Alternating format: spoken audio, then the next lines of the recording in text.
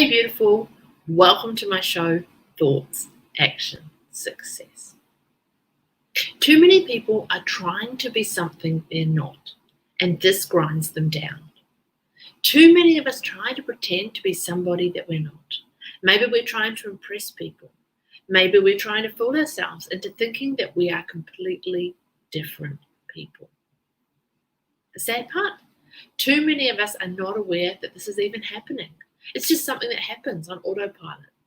They keep pushing forward, but ultimately it still doesn't measure up. Regardless of how hard they try, and regardless of how much effort they put in, they simply aren't happy, nor are they fulfilled. There's always something missing. They feel incomplete, flawed, and weak. Of course, this happens deep down inside, and oftentimes they can't quite put their finger on it. They feel that something is missing, that something is off. But they fail to see that six-tongued elephant that's standing in the room. Similarly, too many people suffer from impostor syndrome. Regardless of the fact that they actually know what they're doing and that they are quite competent in certain areas of their life, they still feel that they are giant frauds. They feel that they are in danger of somehow being found out. They feel this because they are under the impression that they must be perfect all the time. They feel that they must impress people all the time. So what's the root cause of all of this? The idea of perfection. People might not be able to articulate this belief, but they definitely think and act like it. You don't necessarily have to know the concept or the proper name of what you're going through for you to go through some sort of process or suffer certain symptoms. Regardless, people are trapped living with this idea of perfection. Let me share a pro tip. You don't have to be perfect because no one is. The truth is you can't be at your best at all times. That's just not going to happen. You can't be all things to all people, nor can you have it all. Unfortunately, too many people think they have to be perfect because they expect themselves to be perfect. They're assuming that people expect them to be perfect, so they expect themselves to be perfect. And this creates a downward spiral. Also, too many of us think this striving for perfection or the appearance of perfection are genuine sources of pride. Other people hang on to the emotional albatross of perfectionism because they think others are relying on them to be perfect. They think that other people cannot move on or live full lives until and unless they are perfect.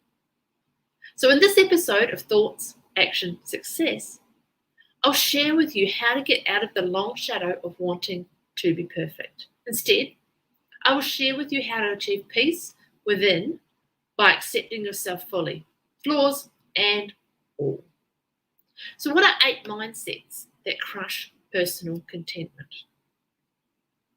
The French Enlightenment philosopher Jean-Jacques Rousseau famously said that man was born free, but everywhere he is in chains. Of course, Rousseau meant this in political terms, but this is also true in spiritual and emotional terms. Most of the time, we hold the key to the mental prisons that we live in. We define the world in neat, tidy little boxes that spell out what we can and cannot do, who we can and cannot be, and where we can and cannot go. Most of all, this is arbitrary. They are all too real because we make them real by believing them. We were born free, but we refuse to turn the lock of the mental prison that we choose to be in. And much of the situation can be tied to 8 mindsets that work to hold us back and drag us down. Oftentimes, we're unaware that we even have these mindsets. Still, the sooner you get out from under the influence of these, the sooner you will live a life of adventure, meaning, fulfillment, and paradoxically enough, control. So let's see if you can identify any of the following mindsets when I bring them up. Letting go of them prepares you to live life to your fullest potential. You have to always be in control. This is the first mindset that crushes personal contentment, and it's the very idea that you must always be in control of all areas of your life. Now, it doesn't take much human experience to figure out just how wrong this really is. You've heard of Murphy's Law. The worst things happen at the worst time. You probably also know that life is what happens when you have other plans. Life has its own agenda. It spins on its own axis, regardless of our best laid plans. And unfortunately, the more we choose to believe that we have to always be in control, the less likely we will actually even be happy. You see, when it comes to life, you have to give it a lot of wriggle room. You can set goals, you can plan ahead, but ultimately at the end of the day, you have to accept what you get out of the process. 9 times out of 10, if you take care of things the right way and you put in the best effort, things will pan out roughly the way you want them to. It's not going to be perfect. It's not going to fit the exact picture that you had when you were planning your goal, but it will come close enough. Unfortunately, if we believe that we always have to be in control, we end up robbing ourselves of the joy of achievement. We can never quite seem to get there because we feel that we did not control all the variables. We refuse to be happy. So another mindset is that everyone cares about what's going on in your life. This is another debilitating mindset that holds people back. It's the idea that the world is a stage and that they're at the center of this spotlight. I don't know how to tell you this, but there are 8 billion people on this planet, and the number continues to grow. Everybody's got enough problems of their own. While it may seem that everybody makes a big deal of your shortcomings and personal drama, at the end of the day, they don't really care. They've got too much on their plate already. Still, we would like to believe that everyone cares about what's going on in our life. It's as if we're in a microscope. What we're really doing is we are mentally putting ourselves in the center of the universe, which is the farthest place from where we really even are. It gives us a sense of control. It definitely gives us a sense of self-importance. But the problem is, the more you believe that everyone cares about what's going on in your life, the more likely you will try to live your life to please others. This is a real serious problem because you have to live your life based on what matters to you. Of course, this has limits. You can't live your life to harm other people. You can't live your life in a way that other people are hurt. But at the end of the day, you have to live your life for yourself. You have to take care of yourself. Self-care is the foundation of responsibility. Unfortunately, the more we hang on to this distorted belief that people really care about what's going on in our lives and look to us as some sort of center of gravity, the more likely we would live our lives to please or to live up to impossible standards. So following on from this, another mindset is that everyone looks up to you for support or as a standard. This mindset is just a variation of just what I've just shared just before. You have to understand that people have enough problems of their own. While people can voice their support and express their admiration for you, at the end of the day, their standard has to be themselves because that's what they're going to come back to. At the end of a person's life, I can guarantee you that they're not going to be thinking about how they lived up to somebody else. Instead, they're going to be examining the kind of life they actually lived. It all comes back to that point. We all have a home, whether we accept it or not. Unfortunately, when we believe that everybody looks up to us, either for assistance or to set us up as some sort of standard, then we end up playing all sorts of games with ourselves, where we often create standards that are meant to impress others, but are not really rooted in who we even are. Again, living your life for others is commendable. To a certain degree, it's even praiseworthy. But at the end of the day, you still have to take care of yourself. You have to base your life on truth. And one of the worst lies you can play on yourself is to think that you are some sort of standard. Not because the standard truly comes from your experiences and your values, but because you want to impress other people. You end up losing sight of the truth, trying to become the truth to others. It's paradoxical and ultimately destructive. So another mindset is that your parents and loved ones will not be happy if you are not perfect. So as human beings, we have a tendency to blow things out of proportion. This, of course, comes from the fact that we tend to read too much into the signals that people give us. That overthinking thing, that monkey mind. Every single day, people are saying stuff to us. They're definitely sending all sorts of verbal and non-verbal signals. We interpret these. That's what we constantly do. But we get into trouble when we read meaning into them that is not logical. We stretch the rational meaning that we can possibly read into something. It's not uncommon for people to look at reality based solely on what they think is real. In other words, they're not looking at objective truth. Instead, they're projecting their own insecurities, inadequacies, and misconceptions. Unfortunately, one of the most common ways we do this is when we think that the people who love us the most in this world expect us to be perfect. It may be based on some sort of objective statement, but we blow it out of proportion. We stretch it to the point that it breaks, and it breaks away totally from reality. You have to understand that your parents expect the best from you because they want you to live your best life. But they're also adult enough to understand that ultimately you have to find your own way. All of us have to do that. Unfortunately, this is very easy to distort into a sick sense of obligation. We see this as a demand for perfection. It's all very easy to see why this takes place in the first place, because when you're a kid, your parents have standards. As an A is an A, and F is a failing grade. Objective standards. And it's an important part of your development as a human being to know how these standards really work. But somewhere along the way, you get confused about the existence of standards with this exaggerated sense of obligation that you have to be perfect. Let me tell you, it would be unreasonable and downright cruel of your parents to expect you to be perfect when they're not actually perfect themselves. The truth is, there is no such thing as a perfect human being.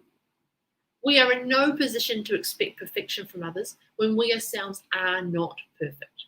But unfortunately, all of this is lost to you if you suffer from this mindset. Instead, you read into the signals that you're receiving from your parents and the ones that you truly admire and respect the most in your life as a call to perfection.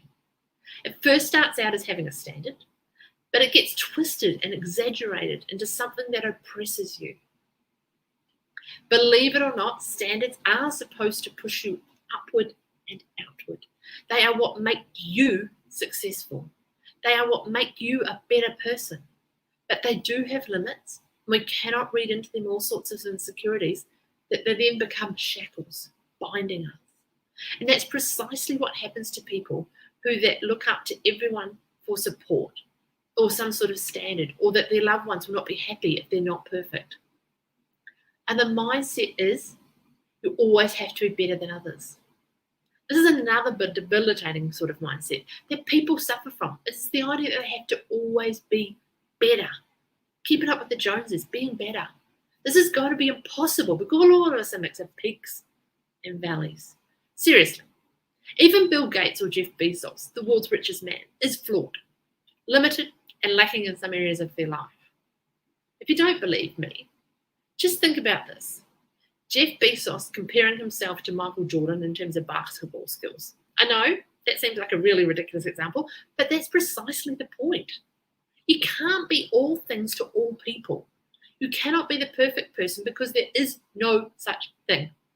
There is no such animal. We all have angels and devils in our character. Bill Gates may be a great businessman. He may be a great innovator and an amazing philanthropist, but he's probably a lousy basketball player. The problem when you think that you always have to be better than others is that you have to beat everybody across the board. You have to be a better philanthropist. You have to be more compassionate. You have to be better looking. You have to be a better conversationalist. You have to be amazing on the basketball court, right across the board. Do you see how impossible this really is? Good. So we need to let go of the mindset that you have to be better than others to allow yourself to feel fulfilled, complete, contented, and happy. It's just not going to happen. Sorry to tell you that, but it isn't. The other mindset is that people care if you fail. This is a real big one. And this really flows from the mindset that everyone cares about what's going on in your life. So when things fall apart and don't work out the way you anticipated or planned, you take it really personally. You feel less of a person. You feel like you've massively dropped the ball. I'll let you on a secret. This is one I had to learn, and one that I still struggle with. Everybody fails. People get divorced. People go to jail. People end up doing things that they shouldn't do. People make wrong decisions that mess up their life. Regardless of how you define it, everybody fails. Now, it's one thing to assume that people will have some level of concern for you when you're down on your luck. That's okay, that's healthy. That's the way it should be. That's why we have those support networks. That's why we have loved ones like family and friends. But to take this to a ridiculous level and assume that people care and obsess about your failures is nothing less than a form of self-indulgence. You're just beating yourself up. You have to understand that as particular as your bankruptcy, your divorce, your jail sentence, your disease, your depression, or sense of personal disaster may be, at the end of the day, everybody's got their own problems to take care of. Everybody's got their own personal failures that they need to attend to. Sure, people might sit up and pay attention and say, wow, that's harsh, or thank goodness that didn't happen to me. But at the end of the day, they move on. So should you. Unfortunately, the more you think that people are obsessed about your failure, the worse your failures become. How come? Well, you're less likely to try again. You get knocked down and you stay down because you're so afraid of how people will laugh at you and point at you because you failed. You create all these reasons and excuses not to try again. Let me tell you this. The only way to fail is to quit. And that's precisely what you're doing. Another mindset is that happiness is a destination. This is one of the most toxic mindsets that can get in the way of any kind of personal contentment, and it's the idea that happiness is some sort of destination. This is when you find yourself working to set up goals, and once you've achieved them, you're still not happy because you feel that you want to be happy if certain things fall into place. Well, life, being the way it is, will prevent this from happening. As awesome as things may be in your life, there will always be room for improvement. That's what makes our lives so awesome. It also makes it frustrating because everything does not fall into this little box, into place. There's no neatness to this. You just have to accept that you get a certain level. In other words, you have to move on. But when you think that you will only be happy when certain things happen in your life, the more you work towards these goals, the more you realize that you can never be happy. Because once you work towards your goals, your definition of happiness or the destination that you set of yourself changes. Because the process of getting there changes you personally. Believe it or not, setting up a goal transforms your life because the work that you put in, the process you go through, and most importantly, the setbacks, the experience, they change you. While all of this is going on, don't be surprised if your definition of happiness or your goals change as well. Another mindset is that what other people think about you is more important than what you think about yourself. Finally, this is one mental shackle or pair of handcuffs that we need to get rid of. And that is the idea that what other people think of us is more important than what we think of ourselves. Let me tell you this. At the end of the day, people have to be responsible for themselves. You have to be responsible for your own happiness, fulfillment, and contentment. And the more you think that the judgment of others trumps your own assessment of yourself, the less likely you will feel content because you're basically living your life for the approval and validation of others. At the end of the day, you're the one who's going to have to live your life, not them. You owe it to yourself to at least accept and be content with what you have set for yourself. This means accepting your decisions. And unfortunately, when we play this game with ourselves, that other people's impressions, validations, or appreciation is more important than what we ourselves think about our lives, we put ourselves in a downward spiral. It really is a physiological and emotional pit. It gets worse and worse. The more we crave validation from others, the worse we feel about our decisions and our lives. So now we'll look at choosing to accept yourself is not a cop-out. So we'll talk a bit about the art of self-acceptance. Self-acceptance, after all, is crucial to personal contentment. So if you want to be happy with the life that you have created for yourself, you have to accept yourself. There are no two ways about it. Personal contentment is definitely not going to happen until and unless you accept yourself, warts and all. Unfortunately, this does not come easy for most people. After all, we put up all sorts of barriers against self-acceptance. We don't intentionally put these up. It's not like you wake up one day and you decide to sabotage your personal happiness and your ability to experience joy. Instead, they kind of creep up on you. You pick them up along the way. Oftentimes, you don't know where they come from or what triggered them. Still, there's no getting around the fact that they hold you down and keep you back from fully accepting yourself. So 3 of the most common reasons we give ourselves for not engaging in self-acceptance involve the following. Accepting yourself as a cop-out. So one common mindset we assume about self-acceptance is that it's some sort of cop-out. You're not supposed to accept yourself. You're supposed to strive for a better you. Life is all about striving. It's all about struggling to rise up and become better moment by moment, day by day. So the moment you accept yourself, you're basically copping out. You're giving yourself a reason not to try to improve yourself. It's some sort of feel-good mantra that really doesn't mean much of anything. Another mindset is that you are lowering your standards. So this is another barrier we put up against self-acceptance, and that is the idea that it is an act of lowering the goalpost. Somehow, some way, you can't make it the normal way. You just don't have it in you. So you lower your standards when you accept yourself for who you are. You don't want to be something bigger. You don't want to be something better. So you lower the standards. This is a really toxic barrier against self-acceptance. Who wants to feel that they're not living up to high standards? Who wants to feel that one is constantly aiming low? So we forget about the idea of self-acceptance. Instead, we hang on to our standards, but they actually end up working against us. Another mindset is that you're being weak and you're caving in. Another reason we give ourselves as to why they can't accept themselves is that there's this idea of weakness. It's easy to think that there's something romantic and noble about being strong and trying to be strong. It's nice to see yourself fighting against this army of problems in life and just pushing back against all odds. That eventually, after all the struggle, strife, and sacrifice, you will come out on top. This is a really nice, romantic kind of picture, but life really doesn't end up that way. Because ultimately, you run out of steam. Ultimately, you lose the battle because you're trying to be something that you're not. In fact, it's a sign of strength when you realize that you are worthy of acceptance. It's a sign of maturity, not some sort of personal defeat or weakness or inadequacy.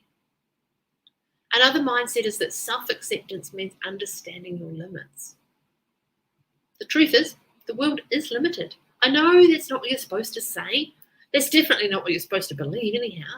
We're supposed to think that the world is limitless, that there's a tremendous sense of possibility out there, and we should live our lives with an amazing sense of adventure.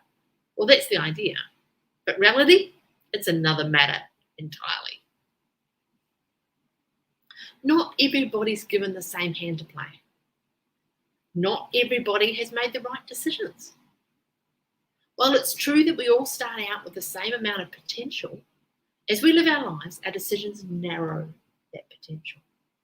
That doesn't mean that you're completely out of opportunities, but this also does not mean that your life always has the same amount of potential as before.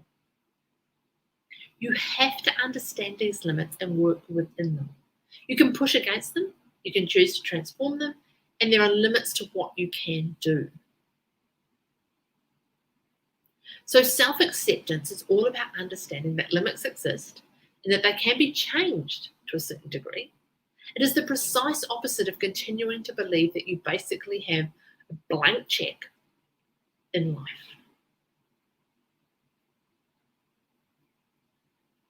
That's another man's mindset. You're basically thinking that despite the habits that you've picked up along the way, as well as the consequences of the decisions you've made, your chances of producing results are the same as everybody else. That may happen from time to time, kind of like winning the lottery, but it's usually a bad idea to plan your life around winning the lottery. You have to focus on what is probable. This is where understanding our limits come in. So another mindset is self-acceptance means choosing your base of strength and competency. I know, by this point, after our discussion regarding understanding limits, it's really easy to get a bit depressed about this whole thing. It's easy to get discouraged. Well, the truth can be quite discouraging and even depressing at times, but it can also set you free. When you understand that limits do exist and that there is a context to these limits, you can then focus on what you have. You have to understand that having limits is not the same as having nothing to work with. Let's just get that very clear. There are people on this planet that have several physical limitations, no limbs, serious health problems, but despite those limits, they are able to achieve amazing things. They're not able to achieve anything that everybody else is able to achieve, but they are able to achieve a lot. How come? Well, they look at their limits and they accept them. And in this process, they accept that they actually have a lot of strength and they can build a certain bedrock of competency. And from there, they can continue to build and build and build.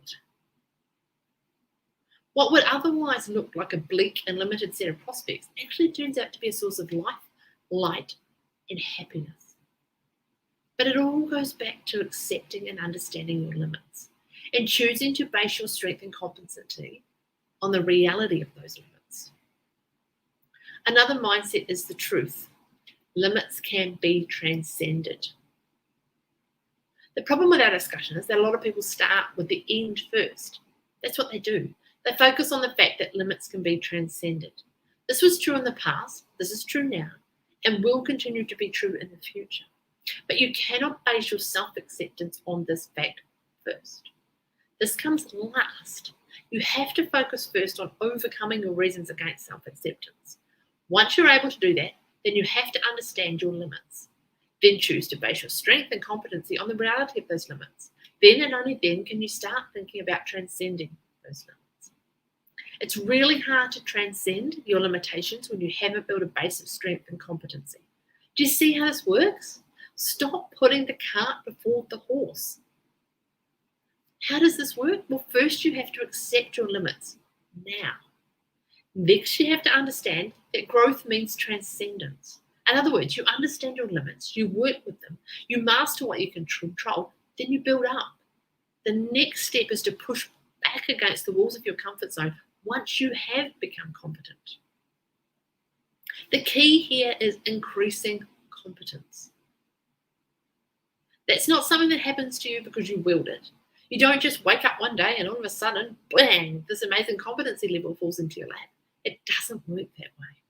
Instead, when you first start with the limitations and become at peace with those limitations, you start to focus on the things you can control.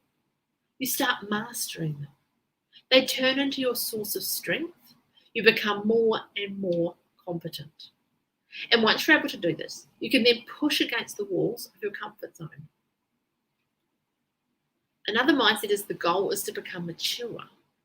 So maturity is defined by how far you progressed from your base of strength and competency. So in other words, you first understand your limits and you start there. But your level of maturity is measured by how far you go from that initial understanding to where you end up.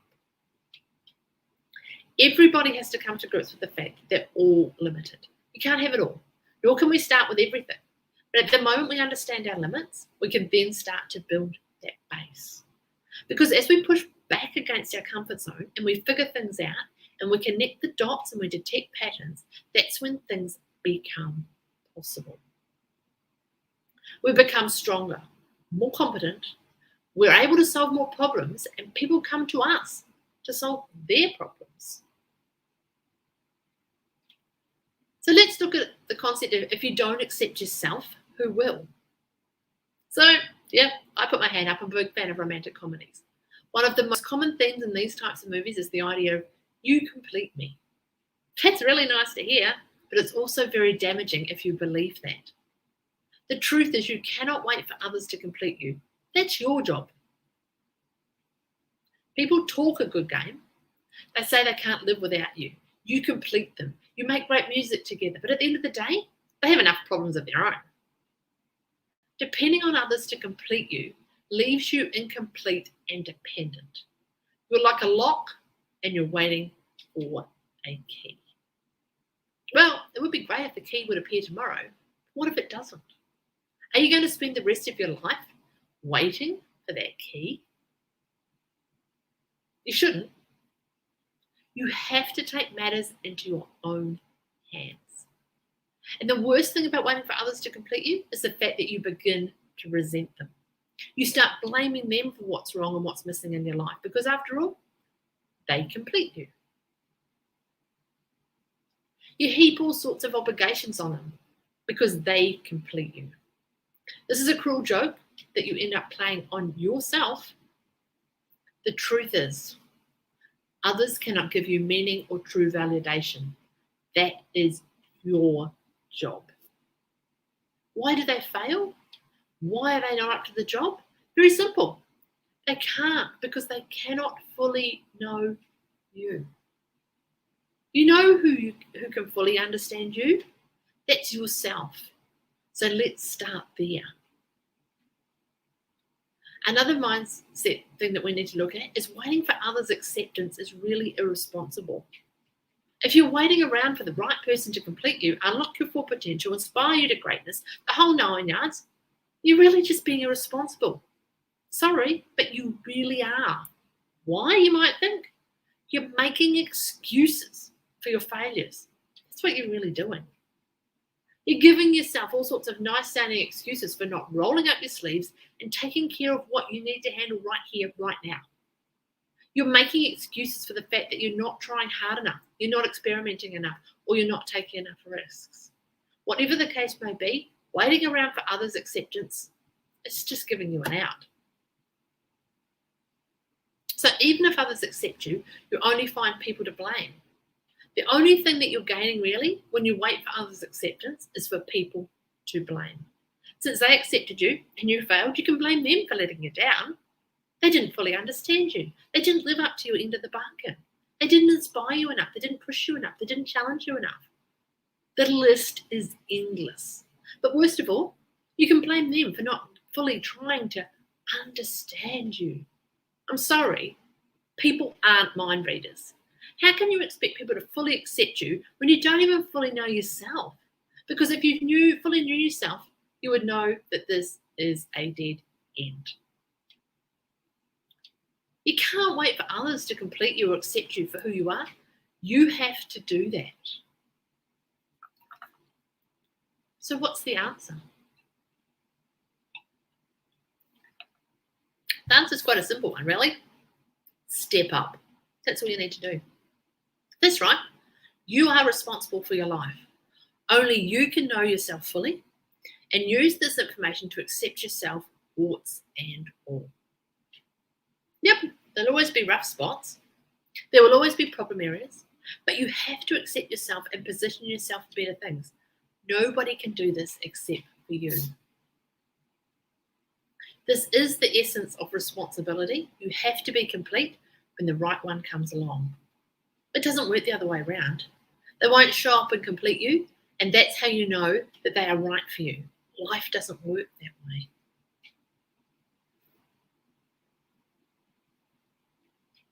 So we'll now look at talk about how self-acceptance is crucial to self-respect and self-love. So you can't respect yourself if you don't accept yourself. Respect is earned. So how can you earn respect from yourself when you don't even accept yourself? You're playing all sorts of games. You're trying to be someone else. You're holding yourself up to these ridiculous standards. You're filling your head with all sorts of ideas that don't make any sense as far as your life goes. It's that good old monkey brain going on again. Self-respect is crucial because if you don't have this, it's too easy for others to treat you like a doormat. It's too easy for other people to take you for granted, abuse you, play games with you, and lie to you. So respect is all about drawing boundaries and expecting and living up to obligations. But little of that is possible if you cannot get yourself to accept yourself. If you think gaining self-respect is bad enough, it gets even worse with self-love. So self-love is crucial for any kind of success in life. Without self-love, it's just not going to work out. Forget it. It's not going to happen. Unfortunately, you cannot love yourself if you don't accept yourself. How can you? Love means trust. It means acceptance. So if you don't trust yourself because you're not who you want to be, you don't accept yourself because you don't have what you think you should have, and without self-love, you cannot master yourself. You cannot spend enough time and attention to detail on yourself to make you a better person. Sorry, it's just not going to happen. You're always going to be running around because you hate yourself. You're not happy with it. You're trying to be somebody else. You're trying to live other people's lives. You're trying to live up to their expectations. You're doing all these things, running around in circles, chasing your tail because you do not love yourself. And it all comes back to this self-acceptance. When you respect yourself, you have boundaries. You know who you are and you know who you're not. You know what you're capable of and you know what is beyond you. This is the beginning of power. Because when you know what you're working with, you put yourself in a better position to control your assets. This enables you to invest your time better, which makes it harder for others to take advantage of you. It also makes it harder for others to abuse you. When you love yourself truly, you're not loving yourself to the extent that you become a horrible person. Instead, self-love leads to self-improvement because you discover your passions. You find out your true pride or true source of pride, and from these you find out your areas of competence. You love yourself enough to know that you are good at certain things and you invest enough time, effort, and attention to them to build them up and to build up their value. This enables you to develop a healthier identity. This is all because when you master certain things and you're competent with certain things, you're not running around trying to be all things to all people. You're not trying to master everything. You're just focusing on what you know to be true. This is where you develop real pride, and it's rooted in competence. Nobody can take that away from you. Nobody can ridicule you in these points. But here's the problem. This mastery has to be built on the cornerstone of self.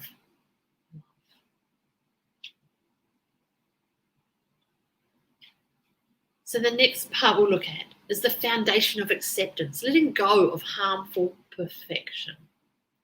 Perfection is a standard. That's all it is. It's not a destination. Don't ever think that you will somehow, some way become perfect. Don't let the idea enter your head that if you put in enough work and time, eventually you'll be perfect. You're just going to be chasing your tail again. You're going to be running yourself ragged. You're going to burn out sooner rather than later. Despite all these, at the end of that journey, what do you have to show for? That's right, a whole lot of nothing. The truth is, you aren't perfect and you never will be. Regardless of how hard you try, how smart or good looking you are, and how many advantages you start out with, it's just not going to happen. Sorry to tell you that. Nobody is perfect. It is not a destination. You can never reach it. Instead, it's a standard. It's supposed to be an impossible standard to push us to go for something better. Perfection isn't a commodity either. It's not something that you can buy. It's definitely not something somebody can give you.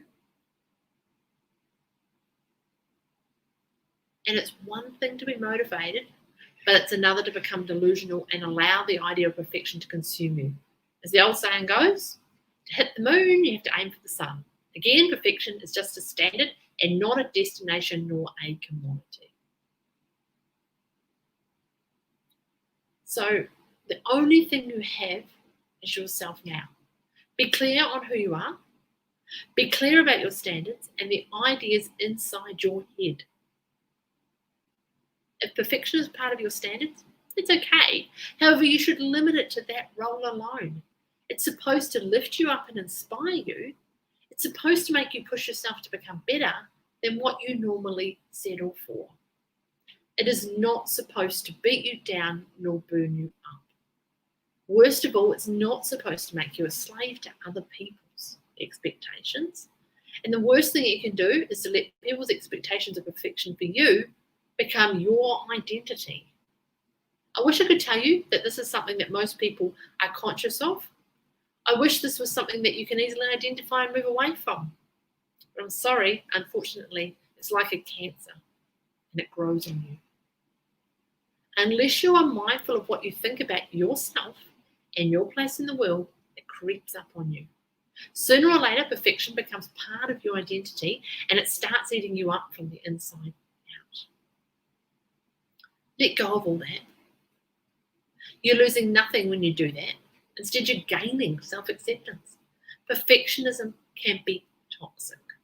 If you hold it in your hands, you might think you're taking control over it. However, the more you press on it, the more it burns.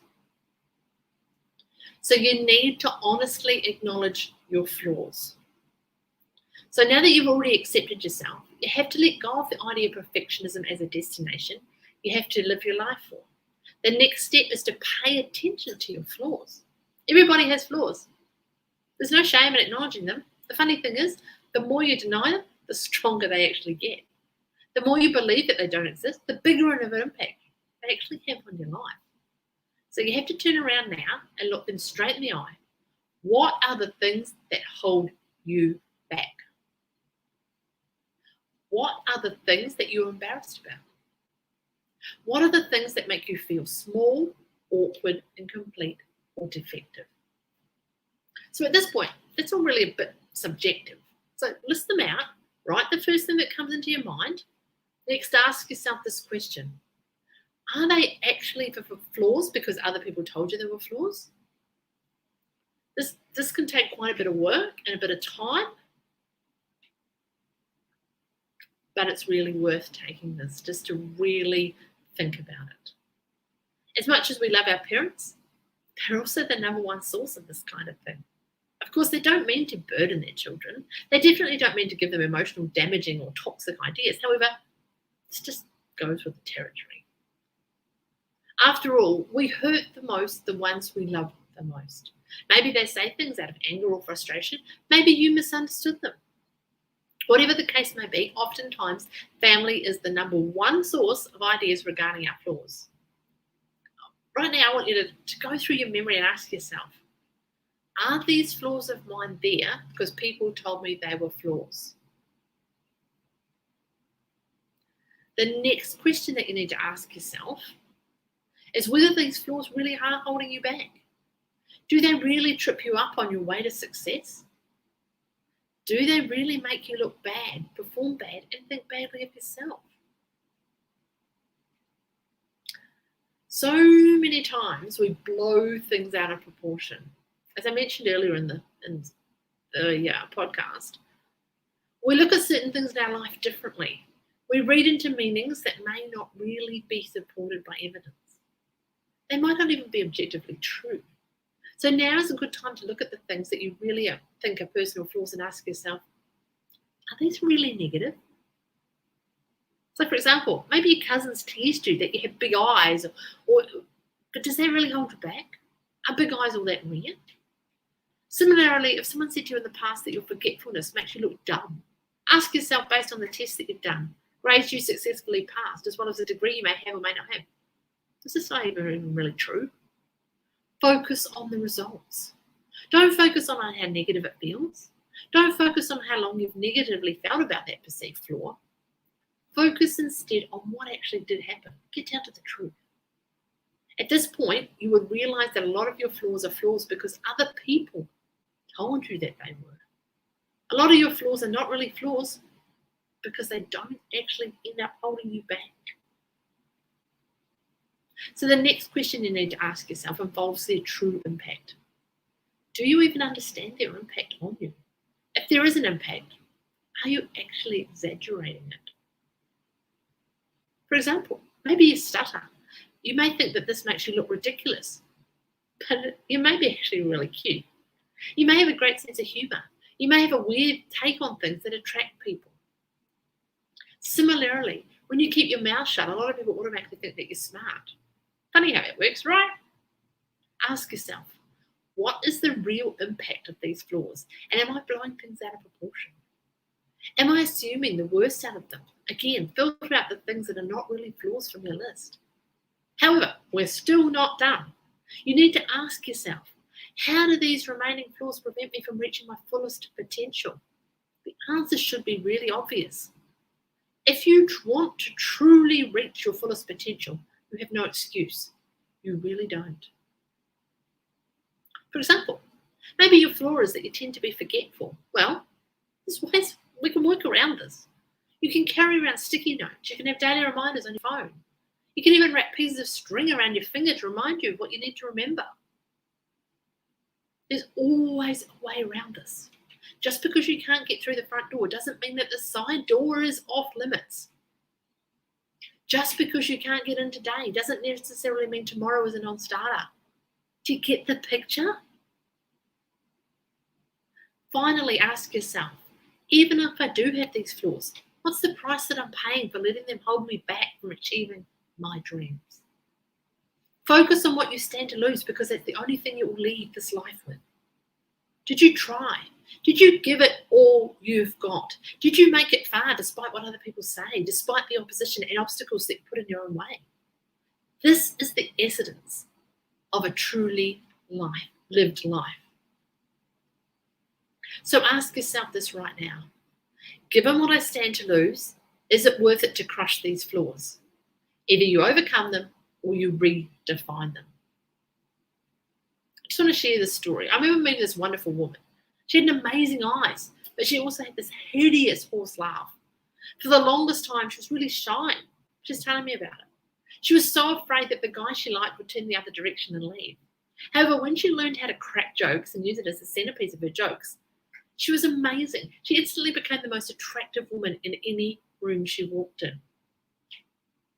So what kind of flaw are you apologizing and making excuses for right now? Use the techniques I've just mentioned. You might have something that's far from a flaw. It may well turn out to be a gem that actually makes you shine. You need to quit apologizing for your flaws. So now that you've honestly acknowledged your flaws, by filtering them, if you're human, you still have a few flaws on the table. That's perfectly okay. Yeah. You might be thinking to yourself, I really can't live with these. They're holding me back. They're dragging me down. Well, not quite. The first thing you need to do is to quit apologizing for your flaws. You do this by stopping the blame. That's right. You have to quit blaming yourself. Don't think that you're the only person in the world that has a problem with exaggeration, with big feet, big eyes, premature balding, or whatever flaws that you're struggling with, whatever they are. You're not unique in that sense. So quit beating yourself up right now. Next, quit blaming luck or fortune. People do this all the time. We all do it. When you do that, you're giving up a tremendous amount of control over your self-definition. You're basically saying, well, that's just the way the cookie crumbles. That's the way it is. It's like that sometimes. No, stop blaming luck or fortune. There is something you can do about it right here, right now. You have to have a lot to say about the matter. It's not a foregone conclusion. Most importantly, you need to quit blaming others. It's easy to blame your parents. As I mentioned earlier, we tend to hurt the ones we love the most. The truth is, when you blame others or situations out of your control, you're letting go of the power of your life. That's the only thing you are achieving. You're giving other people the power if you blame them. How? Well, if they caused your problem, then they have the solutions. It's easy, really, isn't it? Not. For example, someone might have called you fat when you were little. Until there's emotional reconciliation with that person, it will be hard for you to feel better about yourself. This person started that chain reaction, and you'll keep blaming that person. Well, here's the problem. That person's moved on with their life, but you haven't. It's bad enough trying to change yourself. Can you imagine trying to change that other person? Getting them to have a change of heart? It's almost impossible. This is why you have to liberate yourself by stopping the blame. Stopping blaming others is the first step to responsibility. At this point, the solution is no longer the other person. You no longer have to worry about the past. It's impossible to fix this problem if the past is the issue. The only solution, of course, is some sort of time machine. We still don't have that technology, not that I know of anyhow. Instead, you have to take responsibility for how you respond to these stimuli. When you stop blaming others, you take the power back. You're no longer looking at these people as the source of the transition or the solution. Instead, you take responsibility for how you feel about what they did to you or how the situation played out. But you have to step up to do this. You have to accept this responsibility. I know it hurts. I've been there. After all, it's not your fault, right? But it is your responsibility to change how you respond today. If you choose to respond the same way you did yesterday, nothing's going to change. The power will always be in somebody else's hands or back in the past. Those are people and things that you cannot control. You have to step up right now. Stop waiting for someone to come around. Stop waiting for something to happen for you to change. You have to take the initiative and responsibility. Again, it's not easy, nor it's convenient. However, it is absolutely necessary for you to quit apologizing for your flaws. You need to turn your flaws into assets. So one of the first things that you could do in dealing with your flaws is turn them into assets. There's really no such thing as an irredeemable trait. For example, if you have a rough time telling the truth, then maybe you're a great storyteller. Run with it. Of course you're going to tell people that you're engaged in fiction, though. Maybe you can be a good writer, presenter, narrator, or even a brainstorm specialist. Since you're good at inventing things, why not put many different concepts together and figure out what you can come up with? It may well lead to better products, better marketing strategies, and better product positioning. If you have big eyes, please understand that some people are very drawn to people with big eyes. There are certain fashion accessories that can make big eyes look very attractive. If you have a big head, the same analysis goes. The truth is, there is no such thing as an irredeemable trait. There's nothing that makes you irredeemably ugly and worthy only of rejection. To turn your flaws into assets, you only need to look at the root. So what is the root of your flaw? Is it your personality? Is it how you define things? Is it how you react to things? Or is it a physical thing? Once you've identified it, ask yourself, can it be converted, redirected, or combined with other things to produce something positive? If you are a very disruptive person, you're always looking for division, you might find yourself in a situation where that kind of skill is not only viewed positively, but is actually in demand. For example, maybe you can be a great litigator.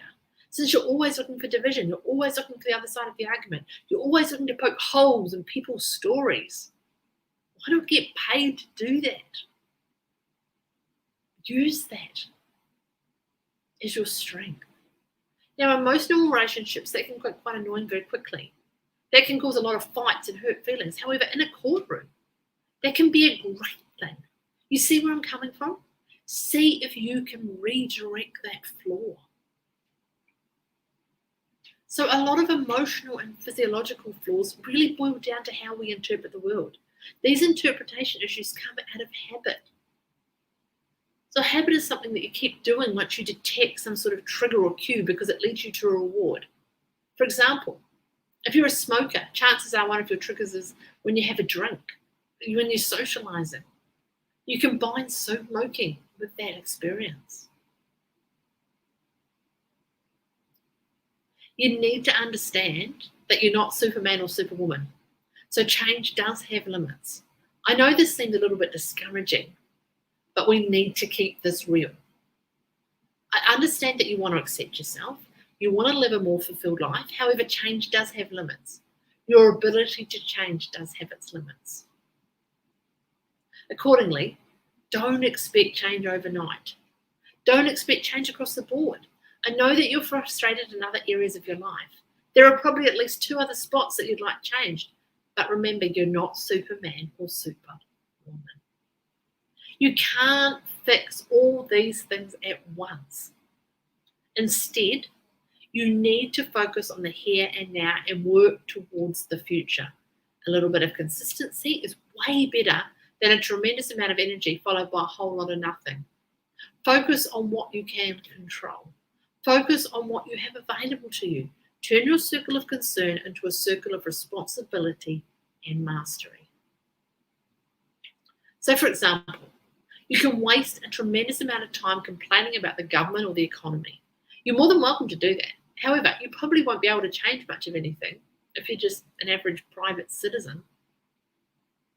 That's just not the way it works. Now, instead of worrying about stuff you can't control, why not focus on what's in front of you? Do you have a job? Are you happy with your job? Would you like to get a better job? Then go and apply for a better job. Start today by fixing your resume. Get some career counselling or interview skills training. Again, focus on what's in front of you and on what you can control. Similarly, if you already have a job and would like to get paid more, focus on your productivity. Can you improve it? Can you produce more? Can you increase the quality of your work? Can you be more consistent? Can you learn more about the job as to add more value to your output? These are the things you can control. But unfortunately, the human mind, that good old monkey comes in again, often thinks in grandiose terms. We would rather not think about the changes we need to do to get that raise. Instead, we focus on why we're not making what we should be making or why we hate our current job. The more you achieve in the small mundane stuff that you have to deal with every day, the better you get. You become a master in what you do, and guess what? Your value increases. So do you see how this works? I hope so. Resolve to achieve mastery with the things in front of you. Don't think that you have to look for something big, something that's completely different from what you have. Focus instead on what's there. In other words, stop defining yourself with what you should be doing. Instead, limit yourself to the things you must do day after day, week after week, and month after month. Focus on this. Get better at them. Become more efficient. Get help. Increase the quality of your output. Create systems. Automate. Scale them up. Eventually, you can turn things that you think you should do into things that you must do every day. In other words, the things that seem to be so out there eventually make it into your life because you've developed competency, which is the foundation head of self-confidence. Again, competency leads to real self-confidence. You also need to learn to move on. I've got some bad news that I need to share with you right now that you might not like, but life is unfair. Worse still, it has its own schedule. That's right, it has its own agenda. It's not going to wait around for you. It's going to keep on keeping on. This is why you can't always get what you want when you want it. Accepting your flaws and allowing self-love to flower in your life and empower you requires learning to move on. Learn to accept what you can create and what you can influence and what you can't. Be at peace with this. The worst thing that you can do to yourself is to think of yourself as some sort of victim that the world owes you all sorts of favours. I've got some even more bad news for you. The world doesn't owe you anything. Everybody's got enough problems of their own. Life truly is unfair, chaotic, and in many cases filled with all sorts of suffering. Now you really have two choices at this point. You're more than welcome to beat yourself up as to why the world isn't what you think it should be. This path just burns up a lot of time, effort, and energy, and oftentimes you're more frustrated than you began and have very little to show for your efforts. Or the other path, of course, it simply means acceptance. Accept life isn't fair. People can be mean. Bad things happen to good people, and on it goes. Once you've accepted all of these things, resolve to move on. This doesn't mean that life has defeated you. This doesn't mean that you've become some sort of cynic. Instead, this is a moment of learning. It's a moment of truth. You learn to accept that you can create and what you can influence. That's the best you can do. So in other words, instead of feeling powerless because of all this chaos outside of you that you can't really control, your eyes are now open to the things in your life that you can control, because there will always be at least a few areas in your life where you have a lot of say. So focus on those.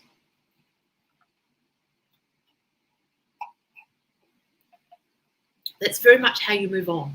You move on by focusing on what you can create, control, and influence.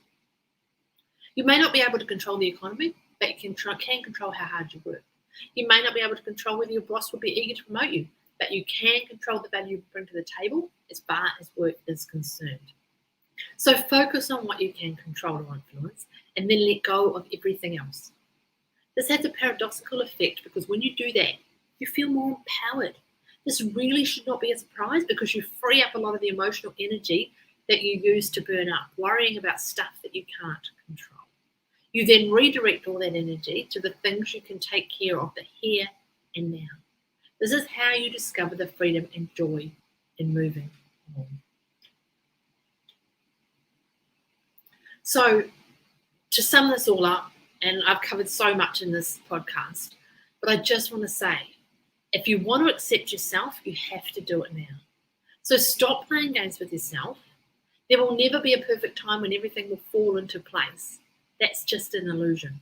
In fact, that is an excuse you give yourself time and time again, so you don't have to start. You know that it's unpleasant. I know that you'll probably run into all sorts of truths you've been avoiding all this time, but that's precisely what makes all of this so urgent. You only have one life to live, so make it count. Make it count to that one person that truly matters in your life. That person, of course, is you. Start today. You owe it to yourself.